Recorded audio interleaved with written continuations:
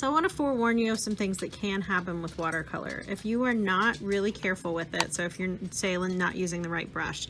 So we talked before about making sure that the brushes that you use are very soft and feel like real hair. If you use these kind of brushes that definitely are much harder, some things can happen. So if you try to use a brush like this, one of the things that can happen is that you're going to get a really streaky look, okay?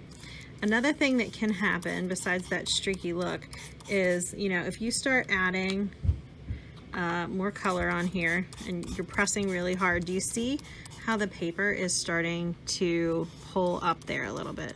So you're getting these little chunk things on there. So that's actually the paper perforating and ripping. And oh, and then maybe you want to take this because you got too much on there, and then you start rubbing it off. And eventually what's going to happen is if you do this, you're tearing that paper up and you're going to rub a hole through the paper. So please don't do this. This is not turning your paper back to white. This is destroying your paper. So if at any point you start seeing this stuff happen, oh, look, there's the hole. That's what happens. You get a hole. So be very careful and be very gentle with your paper because it's not going to take a lot of abuse. So it's a really good thing to just wait, be patient, don't dig at your paper. Okay, so be very careful of that.